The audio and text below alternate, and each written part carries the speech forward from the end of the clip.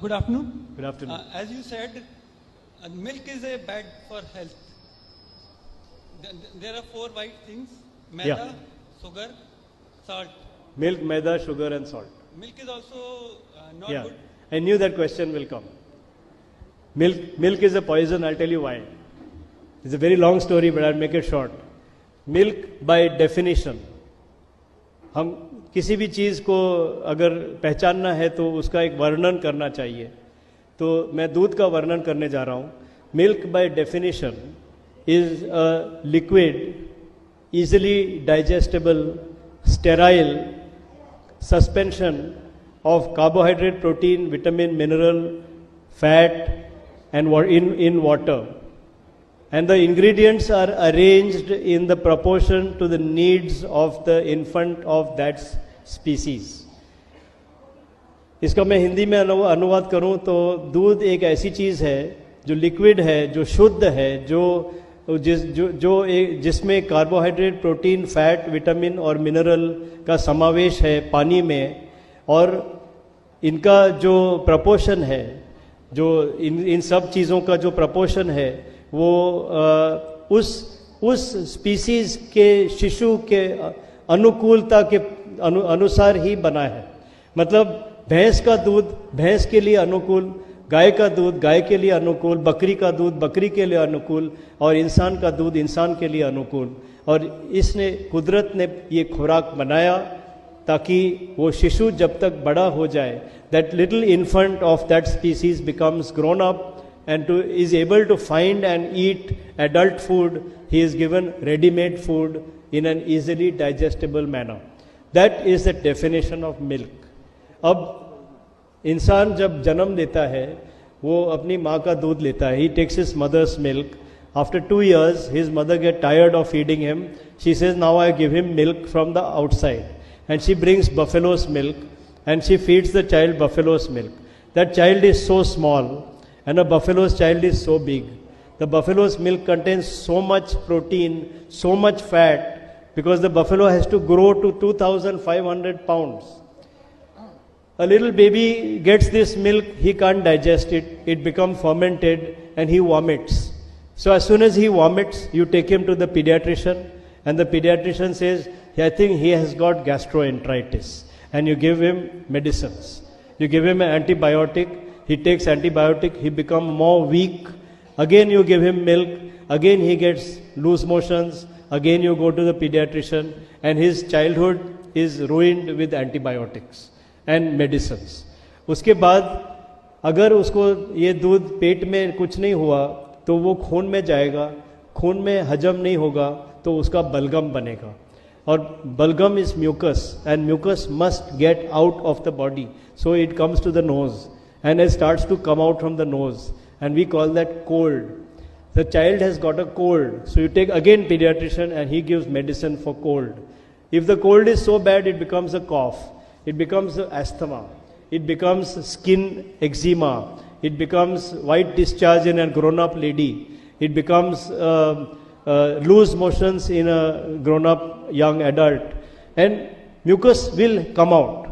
If you block it from here, it will come out from there. If you block it from there, it will come out from there. If you don't let it come out from anywhere, it will build the pressure and your blood pressure will go up and diabetes will go up. Now, nobody recognized that this is all because you can't digest milk. They say he's got so many diseases. He got cold, season change, cold happened, he's got asthma, don't give him this, don't give him, but give him milk. Stop the milk, and within 15 days, all the disease goes away. And then I see there is no need to give milk. Then people say, old people come to me walking like this. And I say, what's the matter? I got very severe arthritis. Then I ask them, what do you eat? I have 2 cups of tea in the morning. How much milk in the tea? Is a full milk. Why full milk? Doctor said, I need calcium for my arthritis. I said, how many years you drinking milk? He said, from childhood. I said, this arthritis came in spite of drinking milk. I said, have you ever thought of stopping milk? He says, no, my doctor said you have to drink milk for calcium. मैंने उसको कहा, आप मुझे जाओ और बाहर जाके बोलो, मुझे 10 लोग दिखाओ जो दूध पीते हैं जिनको आर्थराइटिस नहीं है, और मैं आपको 10 लोग बताऊंगा जो दूध नहीं पीते हैं और उनको आर्थराइटिस नहीं है. They can't find one person. And after that, I decide that milk is poison. Milk is not poison if it comes from your mother. If it comes from someone else's mother, it's poison. Some other animal is poison. This is not the end of the story. Now milk is a business. आज दूध एक business बन गई है, dairy बन गई, और dairy में एक गाय या एक भैंस को एक मशीन माना जाता है. ये दूध बनाने वाली मशीन, इसके 35 लीटर आते हैं, इसके 45 लीटर आते हैं, इसके 45 litres you get in a day. So the buffalo is given injection so it become pregnant. Those hormone injections make her pregnant. When she become pregnant, she is given injections so that she carry the pregnancy for full time. When the baby is born, she is given injection to make more milk. When she make more milk, the udder becomes so big. उसका स्तन जो है वो इतना भारी हो जाता है कि उसमें दूध जम जा सकता है, और जमने के बाद उसे बहुत दर्द हो सकता है, इन्फेक्शन हो सकता है, और उसकी जान भी ले सकता है. तो वो न होने के लिए उसको पहले से एंटीबायोटिक दिया जाता है. अब बच्चा पैदा करने के लिए हार्मोन, दूध पैदा करने के लिए हार्मोन, और कंजेशन से बचने के लिए एंटीबायोटिक, ये तीनों चीज़ दूध में आती है. और वो दूध हम पीते हैं और हमें वो हार्मोन्स मुफ्त में मिलते हैं. और फिर आज अगर आप देखो तो कैंसर कहाँ होता है? स्तन में होता है, प्रोस्टेट में होता है, सर्विक्स में होता है, यूट्रस में होता है, ओवरी में होता है. ये पांचों इन हार्मोन पे निर्भर है. और अगर हम इसका सेवन न करें तो हमें ये हार्मोन कहीं से नहीं मिलेगा. तो ये और एक कारण है कि दूध जहर है. तीसरा, वो दूध जो बनता है वो दूध हमें जैसा था वैसा नहीं मिलता है. फैक्ट्री में उसको गर्म किया जाता है क्योंकि वो कीटाणु मारना चाहते हैं. एक बार उसको गर्म कर दिया तो विटामिन बी और विटामिन सी नष्ट हो गए. फिर डॉक्टर बोलते हैं कि दूध में चर्बी है, इसलिए हमारे शरीर में हमारी खून की धमनियां, हमारी आर्टरीज ब्लॉक होती है. सो दूध की चर्बी निकालो, तो उसको दूध की चर्बी को निकाला जाता है. Skim milk, we remove the fat from the milk. When you remove the fat from the milk, all the vitamins dissolved in the fat are also gone. Vitamin A, D, E and K. So now what has been removed?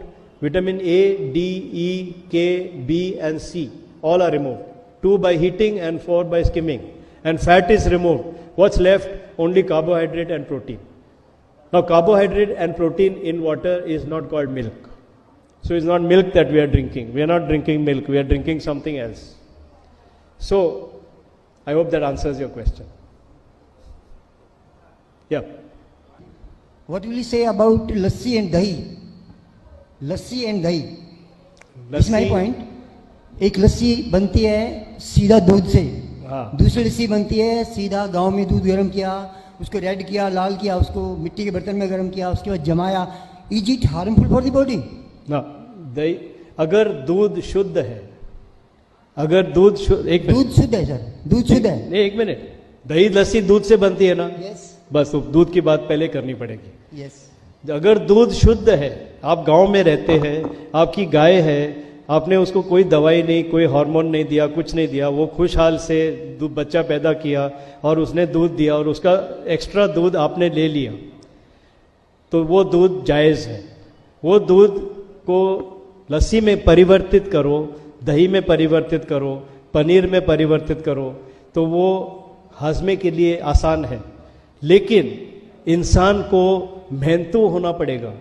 जो शारीरिक श्रम करता है वो उसे हजम कर सकता है, जो बैठ के पीता है उसको नहीं हजम होगी.